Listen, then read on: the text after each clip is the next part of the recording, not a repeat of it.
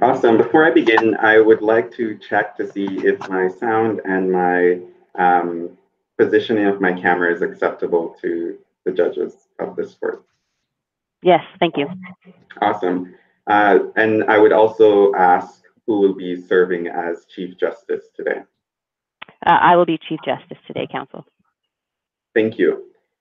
Thank you, Chief Justice and honorable members of this court. My name is Husoni Raymond, and I, along with my co-counsel, Elizabeth Tuck, rise to represent the appellant, K.J.M, in the case at bar. Now, would the court care for a brief recitation of the facts? No, thank you, Counsel. Certainly, Your Honor. I will be addressing the first issue before the court related to whether the presumptive ceilings established by the Jordan framework apply to youth criminal justice proceedings, or, in other words, whether a lower presumptive ceiling is necessary to secure the constitutional right to a speedy trial within the context of the youth criminal justice system. And my colleague will be addressing the second issue concerning the reasonableness of the delay in the case at bar. Your Honors, this case is about safeguarding the constitutionally recognized right for a speedy trial for society's most vulnerable citizens, youth. For the following two reasons, we ask this court to reverse the ruling of the court below. First, young offenders face increased prejudice, which requires that criminal proceedings against them be resolved more quickly to secure their rights under Section 11B of the Canadian Charter of Rights and Freedoms.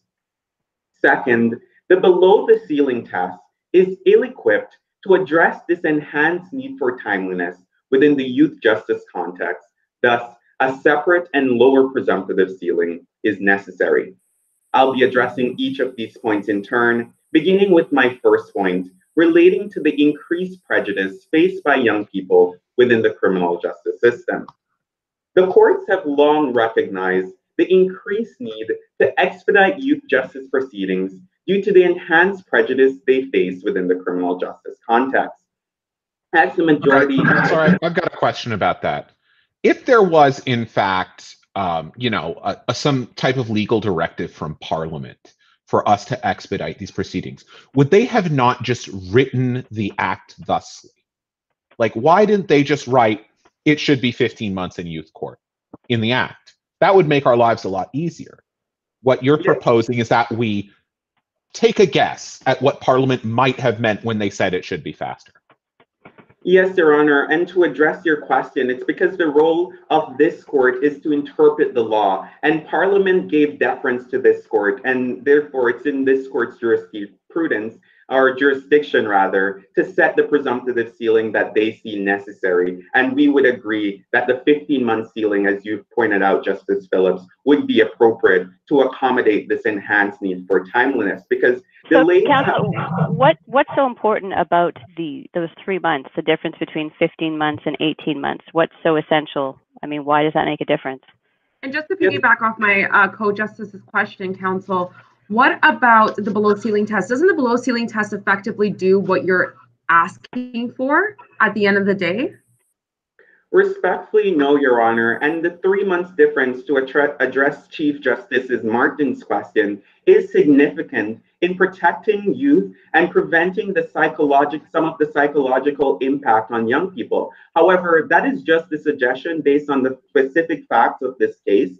However, we would encourage this court to adopt even a lower ceiling, as was recommended in Morin, that 8 or 9 months might be appropriate for youth justice timelines. Now, Justice Jen, I would now address your question relating to the below the ceiling test, and we would submit as my second point that it is ill-equipped to address this enhanced need for timeliness because it puts the burden on youth to justify why the delay is unreasonable. Now, going back to my first point, relating to the increased prejudice faced by young offenders, the increased rapidity in which a young person's memory fades makes it more difficult for them to recall past events, which in turn impairs their ability to make a full answer in defense, which is a right secured under Section 7 of the Charter. In addition, so counsel, I'm just going to stop you there. I mean, doesn't this get into a slippery slope where you say a 12-year-old has a worse memory than a 17-year-old? So should we have different ceilings for different age groups? Isn't that where this is going? No, Your Honor, no, Chief Justice Martin. We would submit that a blanket presumptive ceiling would be sufficient. However, those case-specific factors could be taken into consideration. But the premise of our argument is that the ceiling specifically for youth would take the burden off them of proving that the delay was unreasonable and give them that presumption of unreasonableness that the 18 months. But surely counsel, if it is unreasonable, if they have been prejudiced, they're in the best position to prove that. So why shouldn't they bear that burden? I mean, they're the ones who have to raise it, and they're the ones who would have the evidence of prejudice and unreasonableness. So is it really unfair to place that burden on them? Yes, respectfully, Chief Justice Martin, we would submit that it is unreasonable. But why? Continue. Sorry, I thought there was a question there. It would be unreasonable in that case because of the enhanced prejudice faced by youth or most vulnerable citizens. And as the court in Jordan noted, ceilings ensure that the promise of a speedy trial is not hollow. Therefore, it promotes the allocation of resources and gives youth that backdrop to secure their constitutional rights. But Counselor, I'm gonna stop you because as far as I can tell from the case, there's no evidence that youth court is suffering from some kind of systemic delay or holdup. We're just sort of taking a wild stab at it based on what you're arguing. You're saying that there is an issue with delay in youth court, but where do we see that? Yes, Your Honor, we would submit that the mere fact that this case is before this court today demonstrates that there's a problem with youth justice proceedings. And further, this court has never recognized that there needs to be any empirical data to support the implementation of a constitutional standard. In addition, we would encourage this court to be proactive in addressing issues rather than being reactive, as being reactive promotes that culture of complacency that promoted the Jordan framework in the first place. Now, I'd briefly like to touch back on my point related to the increased prejudice faced by young offenders. But actually, Counselor, I want to quibble with you a little further.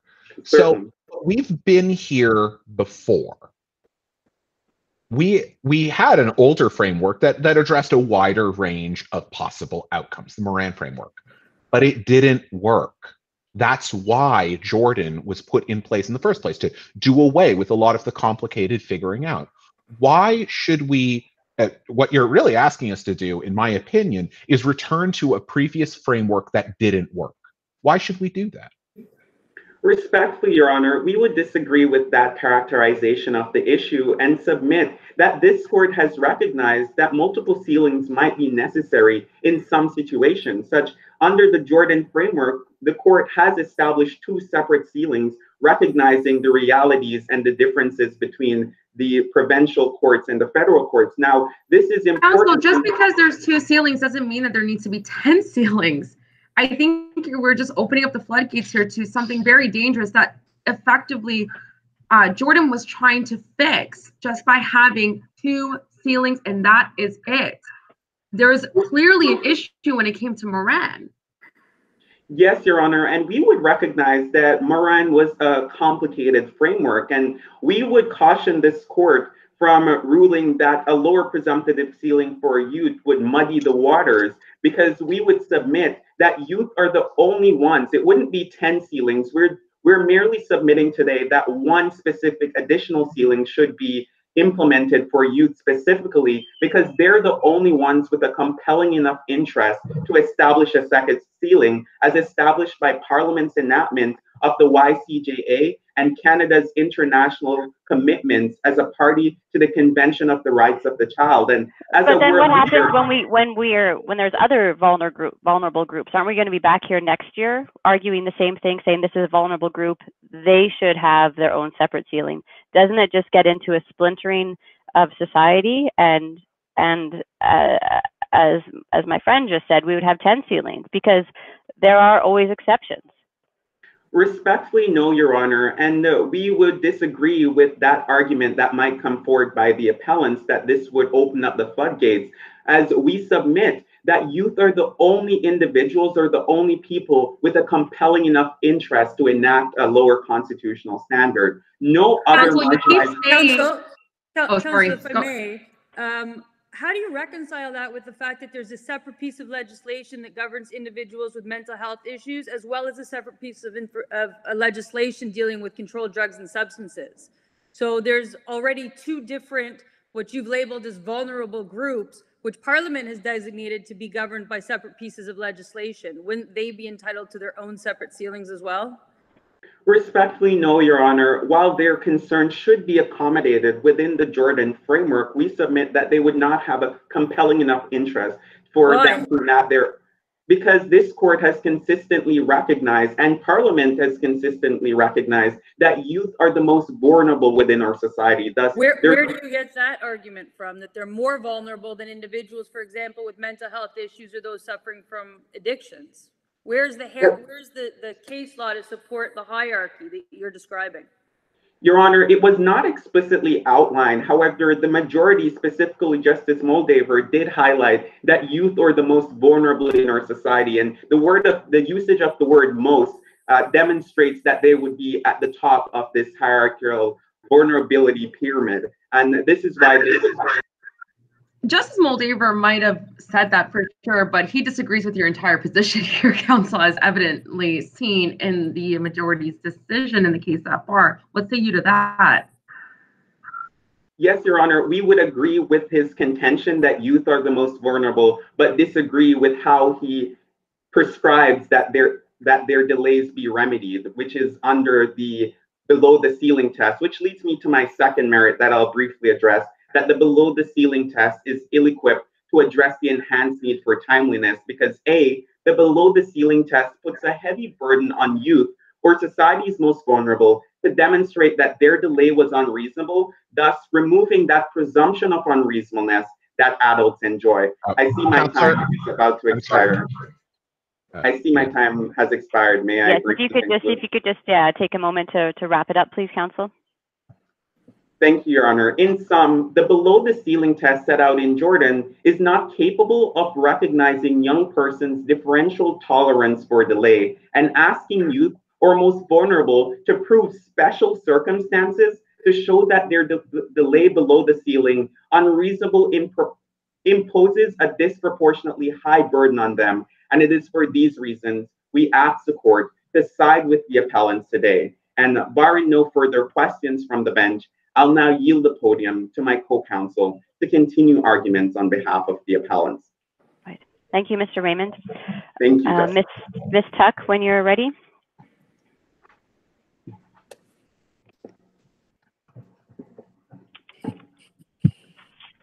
Can I just confirm that this camera angle is okay with the judges? Yes, that's fine. Thank you. Excellent. Thank you. Good morning, honorable members of the court and honorable justices. My name is Elizabeth Tuck, and I rise to continue arguments on behalf of the appellant, K.J.M. in the case at bar. We are asking this court to reverse the holding of the lower court and find that not only should there be a lower presumptive ceiling for accused young persons, but also that the Jordan principles were incorrectly applied by the lower courts, subjecting K.J.M. to an 11B violation. So this will be demonstrated through three submissions. First, the lower court erred in their calculation of delay. Second, because of this miscalculation, a stay below the 18-month Jordan ceiling is warranted. And third, this case cannot be justified under a transitional exception. I will address each of these prongs in turn, beginning with my first, that the lower court erred in their calculation of delay. There's just a brief comment for the courts. There are two types of delays that we're concerned with in this case. The first being the discrete exceptional events, or the events or circumstances that could not be reasonably mitigated by the court or justice system. And the second type is defense delay, or delays caused not by the Crown or by the court, but by the unpreparedness of the defense. So just to put that differently, if the Crown and the justice system are ready to proceed, but the defense is not, then that additional waiting period can correctly be attributed to the defense, and that time is removed from the total trial delay for the purposes of a stay analysis. Counsel, can we assume we understand the rules in jurisprudence? Can we perhaps just get to what you're specifically getting at? Certainly, Your Honor, and to address this and to address what my friends will claim as the largest source of defense delay, which is when the voir dire had to be continued from March 2nd, 2016 to July 28th, 2016, we acknowledge that there may be an element of defense delay here.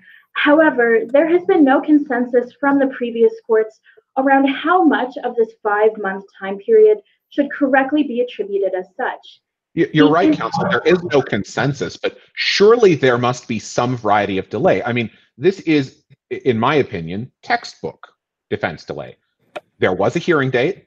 The accused did not show up at the time so designated. Therefore, we had to put the matter forward.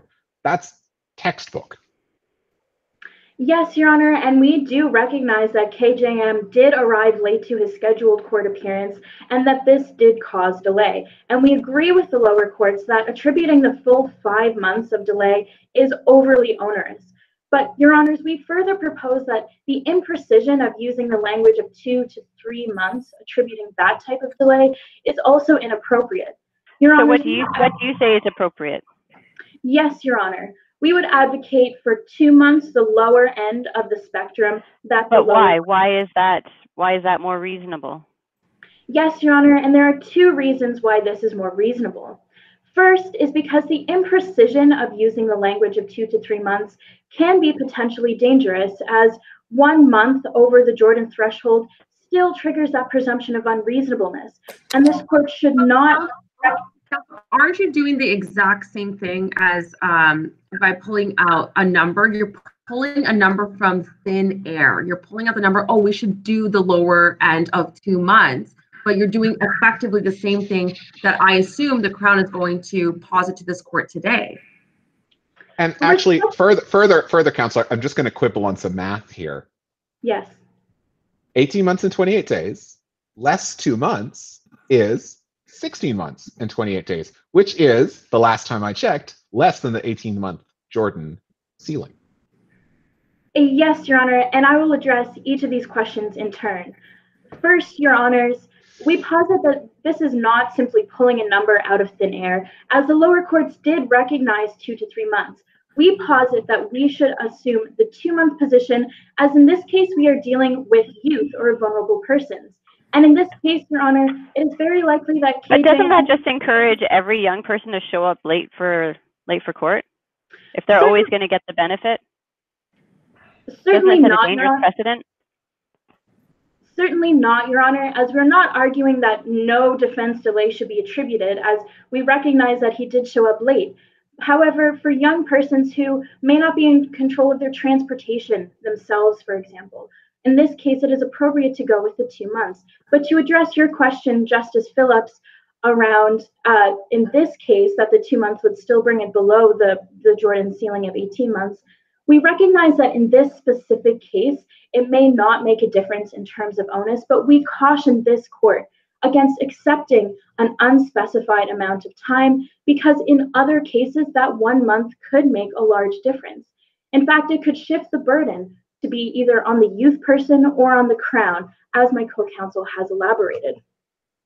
And justices, I'm sure in response to this, my friends would propose that an unclear amount of time would not be detrimental because of a contextual analysis that would need to occur either under either of the standards, either below or above the ceiling. And while certainly a contextual analysis is required, it would not impact the test that is being considered. The burden of proof is impacted by the length of the trial, and that is what this defense delay, the crucial part of the defense delay here. So do you have concerns that the judiciary can't sort that out? Certainly, Your Honors, we recognize that the judiciary may be able to sort that out, but we caution this court again against making a ruling in this case that could have detrimental impacts in other cases that look to this one as a landmark case surrounding delay for youth. However, Your Honor, Counsel, why do you think that courts are so confused by ranges of time as opposed to a designated set amount of time? Sentencings are governed by ranges.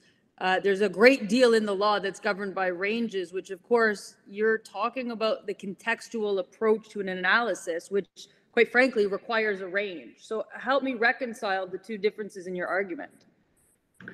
Your Honor, if I'm understanding your question correctly, in this case, what we're proposing today is that the danger of the 2 to 3 months is that it would shift the burden. So certainly, as your justices are aware, under the 18 months, the burden would be placed on youth to undergo that contextual analysis and to prove that a stay should be warranted. However, but as Justice Phillips just pointed out to you, even if we accept your lowest common denominator on the range, the burden still remains with the youth. Yes, Your Honor, in this case, in K.J.M. specific case.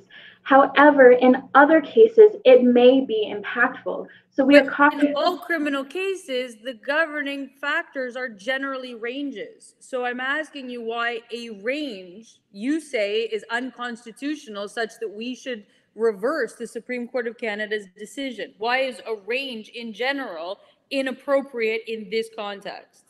Yes, Your Honor, and we posit that a range would be inappropriate in this specific context, again, because of where it would place the burden. If it falls below the ceiling, Your Honor, the burden is placed on youth or society's most vulnerable to prove that. But then isn't that just a case-by-case basis? Certainly, Your Honor, and it would be contextual. However, we posit today that there will be cases. Sorry, before you continue, if it is case by case, would that not then, like Justice Phillips pointed out earlier, bring us back to the Moran framework, making it problematic because we're going to go through a repetition process, bringing us back to considering Jordan again? No, Your Honor, this would not backtrack us into any sort of Moran framework, as the Jordan framework would still have these clear guidelines for the ceilings. However, Your Honors, our proposition today is that because there will be cases in which a range could be detrimental, we are recommending to this court today to not accept that as legitimate. However, Your Honor, should this court disagree, we posit that delay has still been, pardon me, I must have heard feedback, that this delay has still been miscalculated in this case, as there are discrete exceptional events that have not been characterized as such. Now, the main instance of this occurred when the voir dire had to be held March 2nd, 2016, moved from a potential September 16th, 2015. In this instance, the defense was ready to proceed with the trial, but it was the Crown who reversed their previous position, and therefore the voir dire was required. Now, the record states that there was not enough time to complete the voir dire in this day, and it needed to be rescheduled. Now, this delay has not been calculated as an administrative delay by past courts. We assert that this was an oversight. Paragraph 98 of the record provides examples and definitions for discrete exceptional events. But let's just talk about all this discrete exceptional event stuff. I'll stipulate to the facts they're present in the record. Here's my problem with this. We're talking about what could be, not what is. So you're discussing if the defense and if the courts if the Crown and the courts all worked perfectly together and everything was on time, then none of these delays should have happened. That's what we've seen in the record. But the problem with that is, does that not place the burden on the Crown and the courts to be perfect, to expedite in all cases? And that's just fundamentally unrealistic, a burden to place on the administration of justice, is it not? And just to piggyback that idea has been echoed actually in Moran, where your particular case for a client, 80% of it was actually under the Moran guidelines. And I'd like to hear more about how you engage with that analysis, because certainly when we then look at Moran through the transitional exceptional circumstances, transitional case, your client certainly doesn't meet that bar to pass for and to make the argument that a Section 11B violation has occurred in the first place? Help me understand that. Your Honors, I see I have less than a minute left on my time, so I would like to request an extra minute from the court to answer both these questions, if I may. Yes, that's fine, counsel. Thank you. So Justice Phillips, to briefly address your contention first, we agree that it is unreasonable to request perfection from all actors within a court, but rather the standard is reasonableness, and that is what this should be measured against. And Justice Lorestani, to address your contention about the transitional exception in this case, we posit that it should not be correctly applied. And this as it relates to the second prong of the stay underneath the ceiling test or below the ceiling. And this is because, Your Honor, the previous jurisprudence of the Queen and Morin framework articulated that 8 to 10 months of institutional and Crown delay was reasonable for adults, let alone for youth who require these stricter timelines. And in this case, we see almost 13 months of that same type of delay. So this cannot be justified under a previous framework. I'm sorry, counsel. I have to disagree with you there. We have to look at the element of prejudice when we're looking at Moran. And firstly, there is absolutely no evidence of actual prejudice.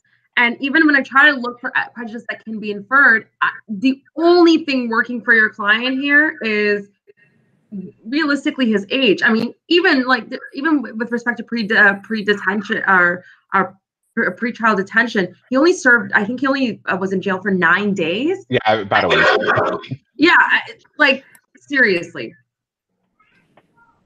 Yes, Your Honor, we recognize in this case that under the full Moran framework that a different amount of delay would be found, Your Honors. However, transitional, I see my time has expired. May I briefly conclude this one thought? Please conclude your thought. I'd like an answer. Thank you.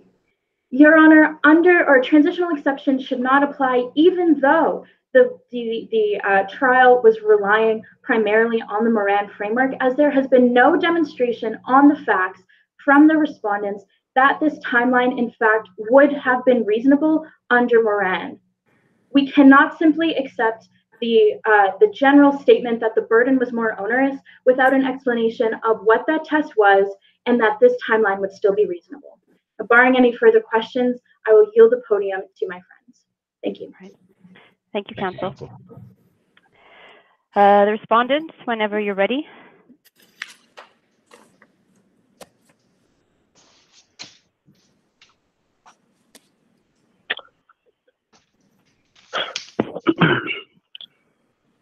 Good morning, Honorable Justices of the Court. My name is Shakeel, initial T, and alongside me today is my co-counsel, Waseem, initial A. And we are here on behalf... Counsel, just one small quibble. Can you angle your camera up ever so slightly? Is that possible? Because it's currently looking at your chest. Sorry about that. No, not a problem. Much better. Yes, thank you. Please proceed.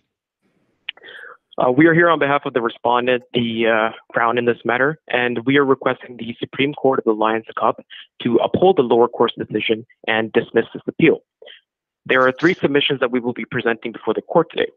Firstly, I will submit that the trial judge had not made an error when not adopting a lower presumptive ceiling in the context of single-stage proceedings under the Youth Criminal Justice Act. My co-counsel will then submit the following 2 submissions. Firstly, that the calculation set forth by the Supreme Court of Canada was accurate and that the lower court's decision should be upheld. And secondly, that if the total delay of the trial exceeded the presumptive ceiling, then the below the ceiling test was unsatisfied and a stay should not be granted. Drawing your attention to my submission, I will be submitting 6 points to support the submission. The first point being that adopting a lower presumptive ceiling would be problematic and the argument is flawed. Secondly, that the current Jordan framework does not include the concept of prejudice. Thirdly, that the current ceiling laid out under Jordan does allow for to be applied to youth matters. Fourthly, that the current ceiling allows for flexibility between Section 3 factors laid out in the Youth Criminal Justice Act. Fifth, that the current ceiling respects Charter of Rights and Freedoms jurisprudence in that it does not give extra constitutional guarantees to youth offenders. And lastly, that adopting a lower presumptive ceiling would open a floodgate for precedents to allow other presumptive ceilings to be allowed appointed to different classifications of offenses. Now, heading into my submission, the respondent would like to submit that the trial judge, both the trial judge and the Crown, did acknowledge the enhanced need for timeliness in youth trials. And the trial judge did also acknowledge and appreciate this fact in her ruling on the Section 11B application. However, I'm not really interested in whether or not they acknowledged it. What I want to know is, were they right? Because that's really what we're here. We're here to determine if they correctly applied the standard or not. Of course, Your Justice. The respondent respectfully submits that while acknowledging the enhanced need for timeliness, applying a lower presumptive ceiling is incorrect for the reasons following. The argument itself is problematic and flawed, and to acknowledge this, I would like to reference under paragraph 29 of Justice. Just give me a minute to find what you're talking about. Sorry, paragraph 29 of K.J.M. Is that what we're talking about? Yes, Your Justice. Okay, I'm with you, counsel. Walk me through it. So under paragraph 29 is Justice Weldace's dissenting opinion on the matter, in which the justice references the case of Regina and MJ, stating that she was satisfied in the fact that a lower presumptive ceiling would be consistent with Jordan and pre-Jordan law. However, the respondent respectfully submits that the case of Regina and J.M. itself is flawed in that the Supreme Court of Canada, in their majority Jordan decision, did intend for the application of prejudice to be transformed into a much simpler analysis, an analysis that presumes prejudice into the framework itself, which we can see in the case of Jordan. Secondly, in J.M., the novel approach to analyzing prejudice in respect to youth proceedings it did not follow, and it did not continue the analytical factor that we see in pre-Jordan law. Essentially, the formula was a one-size-fits-all formula, and it applied prejudice across the board to all youth ranging from the ages of 12 all the way to the ages of 18, without considering the maturity factors and the individual development factors of the youth offenders themselves. But don't you think that's a problem, counsel? Don't you think it's a problem and a flaw in the reasoning by the Supreme Court that the maturity levels and the cognitive abilities of young persons are not taken into account in setting a lower ceiling? Isn't that the whole point of the argument? Your Justice, respectfully, while we do acknowledge the importance of considering the youth's maturity and cognitive abilities, at the same time, it's worth noting that with the Jordan framework and with the Supreme Court's intended transformation of a simpler analysis, prejudice itself is subsumed into the framework itself. Rather than being playing an explicit role, it now underpins the entire framework. You're not the Supreme Court did not. Counsel, my question is about the differences in cognitive ability and maturity levels between youth and adults. Don't you think that those differences, those distinctions, deserve a separate analysis for youth?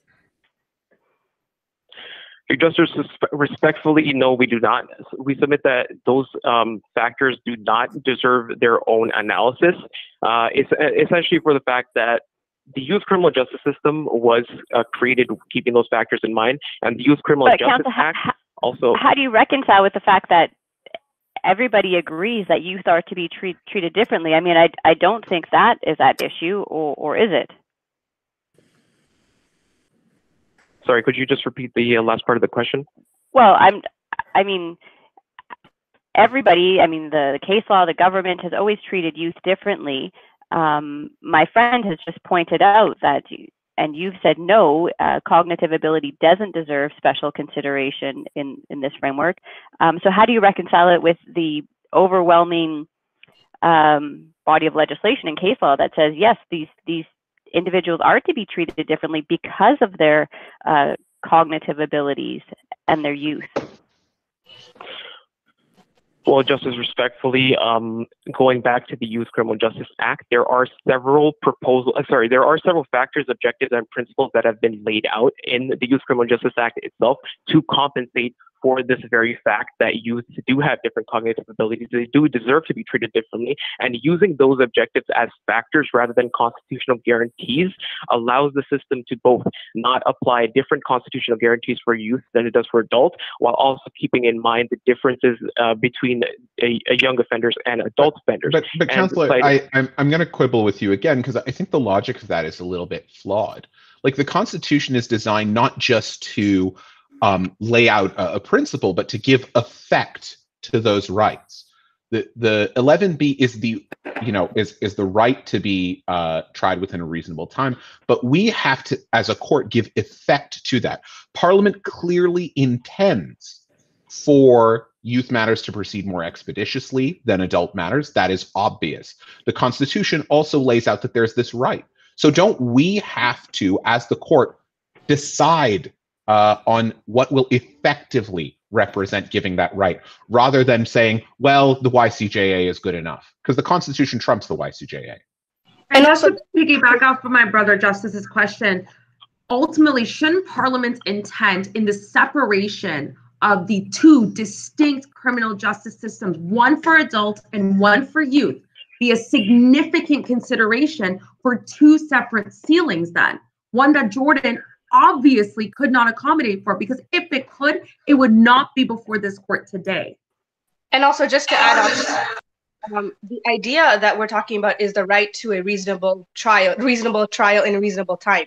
So with this right in question, this right doesn't just benefit the people that are, accused of crimes. It also impacts society, impacts victims, it impacts the families of these victims. So when this right is in question, is it not essential that a constitutional guarantee is in place? Well, Your Justices, respectfully, starting with the first question, we do acknowledge and we appreciate the fact that Parliament has intended for the separate system to be enacted with separate principles and factors in mind. However, in making note of that, we also submit the fact that implementing different ceilings and different constitutional guarantees for specific vulnerable groups of people, as my friends on the appellant side did mention in their submissions, would essentially allow for a floodgate of precedents to open for other classifications of offenses. We submit that it's not. I appreciate that submission, counsel. What's the problem with that? What is the problem with having separate ceilings for different groups? Essentially, Your Justice, the problem would arise out of the fact that if we are giving separate ceilings and separate considerations to one vulnerable fraction of the population, then one can bring up the argument that why should we not apply the same logic to a different? Why shouldn't we? Why shouldn't we? That sounds like a good thing to me.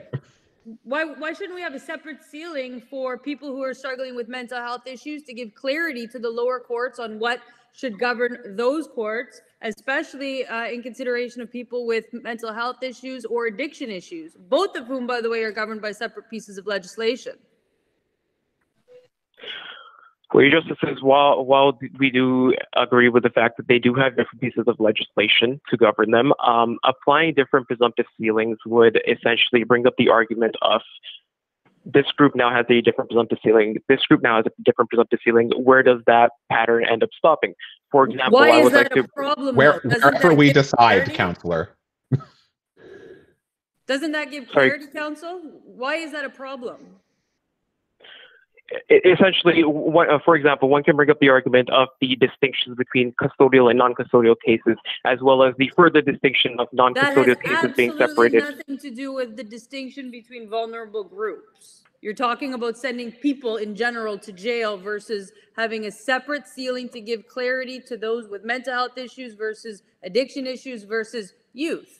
What is the problem with having 4 different presumptive ceilings that would govern those vulnerable groups? If you can please answer that question. Well, Your Justice, adopting different presumptive ceilings for different vulnerable groups in society would essentially create a complex issue, which the Supreme Court did cite in their majority decision as being a reason for adopting the Jordan framework. The entire one of the premises of adopting the Jordan framework was the complexity of the case, the complexity of adopting different presumptive ceilings, and the complexity of different cases that would arise out of having different presumptive ceilings, different factors to consider in adopting different presumptive ceilings, and different considerations for case-by-case basis. For example, Counselor, time. May I have an additional minute just to wrap up the submission? Yes, please. So keeping those factors in mind, we can also see under case law where the Ontario Court of Appeals has cited that while they do acknowledge the need for enhanced timeliness, they also have stated here under case law that RV Jen Counselor, we gave you an extra minute to conclude, not to launch into another submission, please. Essentially to conclude, we are submitting that adopting a different presumptive ceiling for youth would be problematic. The argument itself is a flawed argument that relies upon dissenting opinion with a case law that has proven to show both in court decisions that adopting a lower presumptive ceiling would be a flawed argument. Pending any further questions, that concludes my submission. All right, thank you.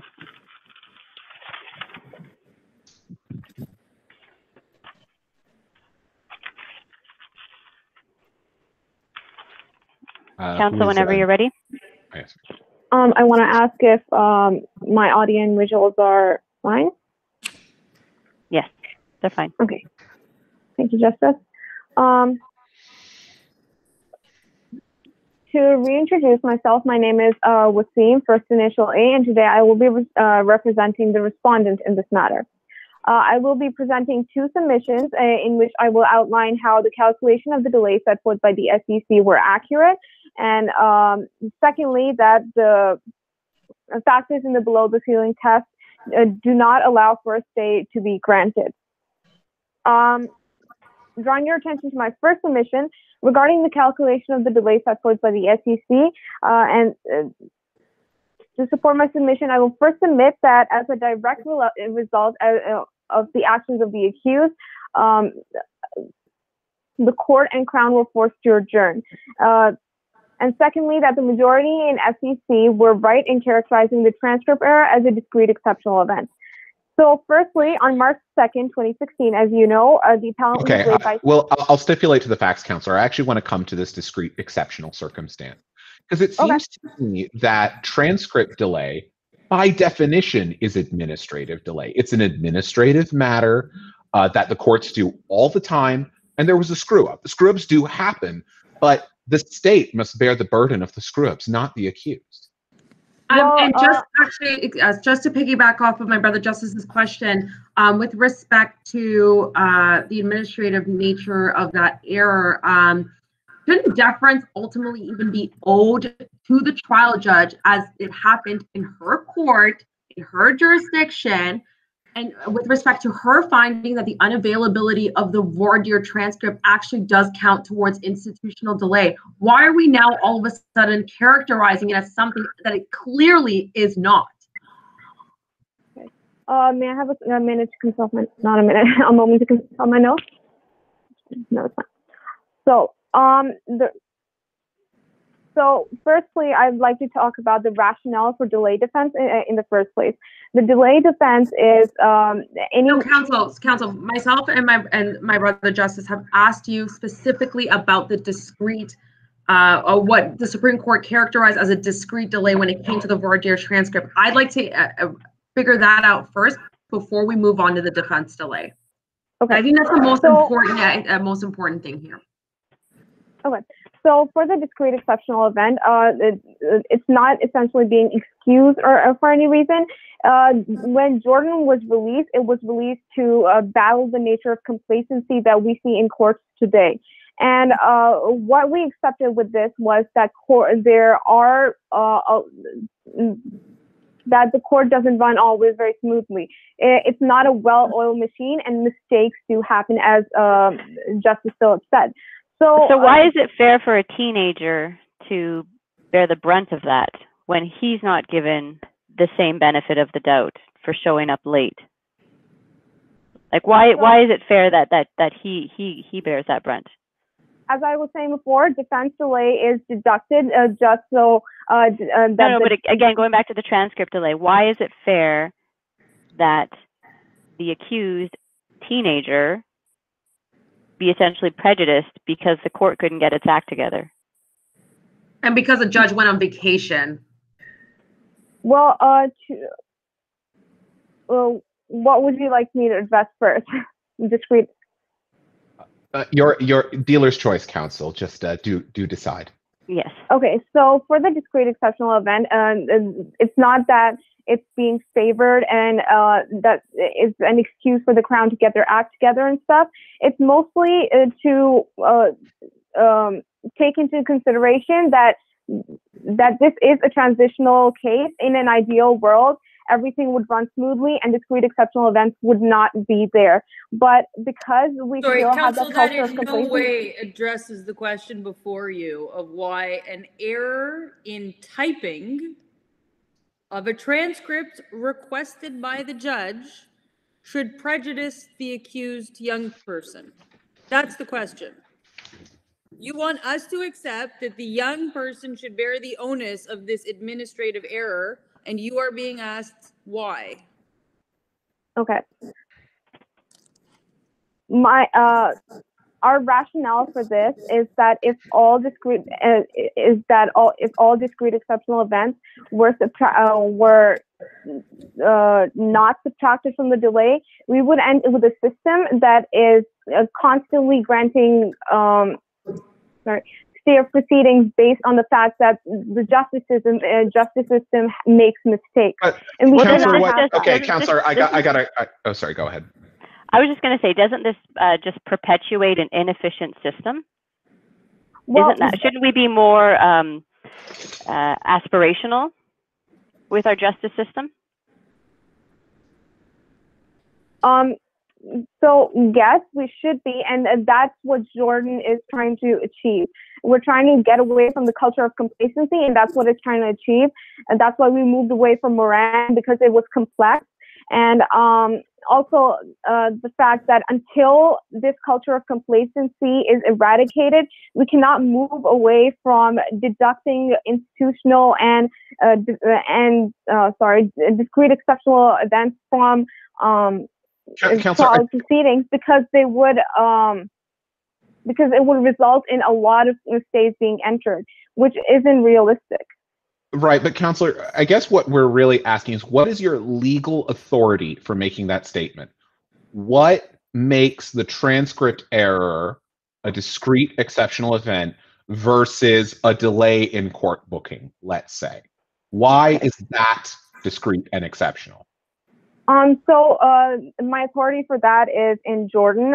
It specifies that a discrete exceptional event is characterized as an event that is genuinely outside the Crown's control and ability to remedy. Also, that it cannot be reasonably avoided or foreseen or mitigated. And we submit that this transcript error fits the definition of a discrete exceptional event. Counsel, I'm going to have to stop you. It can't be reasonably foreseen. Okay. How do we not foresee that judges can take vacations, can take time off? How is this? This is not something that happened out of the blue. This is something that has to be scheduled months in advance in the courts. So you're telling me that this couldn't be foreseen? Really? So,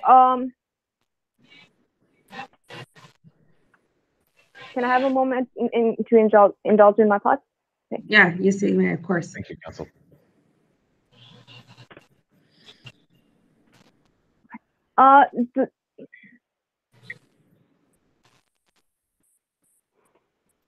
The error wasn't necessarily the judicial vacation in this case. It was the transcript error. This was an unforeseen event because we expect judges to take vacations. We do not expect them to be chained to their desk. We shouldn't expect them to be chained to their desk. But the transcript error itself, the incomplete nature of the transcript error itself was the part that was unforeseen. That's what we are trying to present here. All right, why don't you move on with your submissions? Okay, thank you. So moving on to my second submission, I will outline that that should the toll delay minus defense delay be less than the presumptive ceiling, that under the below the ceiling test, the factors are not satisfied and the stay should not be granted. My reasoning is based on the factors that the second part of the test is dependent on, that is complexity of the case, local considerations, and the Crown's behavior. So for the first part of the test, actually, let's talk about the complexity of the case, because the way I see it, this is a very simple case. We have one witness, one accused, no advanced forensics, no complex legal issues, save for the 11B stay. Should this not have just gone quite quickly by court standards? So for that, yes, we concede with your statement that the issue of self-defense is in and of itself very simple. However, compounded with the fact that the offense was serious and violent, and also the fact that you're talking about, you know, the seriousness of it, which is fine, but that doesn't add procedural complexity to the court. In homicides, when there's one witness and one accused, are in some ways rather straightforward by comparison to other matters, like a parking ticket, which has complex legal issues. Of course, and I was going to get to that. So why this issue in and of itself is complex is because of the compounded interest of the YCJ mandates. So mandates, objectives, and principles that the judge had to consider while assessing this case. So doesn't that just support the fact that there should be a whole separate ceiling for youth? If every youth case is going to be complicated by the fact that it has to consider those YCJ principles, don't we end up back at what the appellants are saying, that there should be a separate ceiling? Well, we hold the position that the below the ceiling test actually accommodates for the YCJ mandates being considered instead of. But hold on, but counsel, I actually disagree, because what it sounds like your argument is you're trying to have it both ways. You're trying to say all youth matters are complex, but the Jordan framework satisfies their mandate. But if all matters were complex, the Jordan below the framework test would mean that youth are entitled to longer delays, not shorter delays, which is the exact opposite of Parliament's intent. I would like to respectfully say that. I would like to respectfully say that we do not believe that all youth cases are in and of itself complex. For this case in question, it was a complex one because of the issue of self-defense and the judge being having to consider all these objectives and principles and making sure. But they have to consider those objectives and principles in all youth court matters, not just in this one. So that's my point, is the slippery slope of allowing that line of reasoning. Of course, that I can see without opinion. However, some cases might not be as complex as others, and that makes for it to be a less complex analysis. The factual analysis for a self-defense is slightly more harder for, say, a drug offense or a simple. Is it? I'm not certain of that statement. Well, that was just for example, but so based on your example, then wouldn't then what the appellants are saying make more sense? Shouldn't we then have a case-by-case analysis? Shouldn't we then make sure that we go through the individual complexities of each case based on their individual complexities, rather than following through the Jordan framework and saying, let's create this blanket situation just so that it's easier for us? Well, the issue with that is that I saw that I ran out of time. May I just ask for a minute more? Okay, thank you. So just wrap it up with this question, Miss. Okay, thank you. The issue with that, with lower presumptive ceilings and more presumptive ceilings for youth, is that it requires resources, and resources we don't have an excess of. So it requires resources and money, and it also making a new constitutionally. I'm sorry, counsel. I'm going to have to stop you right there. Resources and money, you're telling me, outweighs the constitutional guarantee to be tried within a reasonable time for an accused Seriously? That's what you're positing to the court? That's more important than that constitutional rights? Well, that's not what I'm submitting. We are submitting that we need to balance these factors. We need to consider the administration of justice. Bringing this... Counsel, yes, sorry. sorry, you're at time. Okay, so can I just wrap up very, very quickly? Yes, please. Yes. Okay, so as I said before, this case was complex, which makes it reasonable for it to be extended a little bit to the extent that it was. Additionally, there was also the accused being late, which is a big factor in the markedly longer assessment. And also the Counsel, can we just hear your conclusion, please? It sounds like you're making a new submission with respect to the defense delay, so let's just wrap it up. Okay, I apologize about that. So to conclude, we submit that the calculation of the SEC was correct and that a stay below the ceiling should not be allowed, given that the factors under the below the ceiling test are not satisfied. Pending any further questions, I'd like to conclude my submission. Right. Thank you, counsel. Thank you, counsel. Okay, great job, guys. Shake it off. Congratulations. That was great. So at this point, what's going to happen is we're just going to deliberate. There's no feedback this time. You will not be invited back into the room. You will be invited into a massive virtual hall where all the judges will come on and the Chief Justice of each round will announce who is advancing. So please exit the call so we can deliberate. And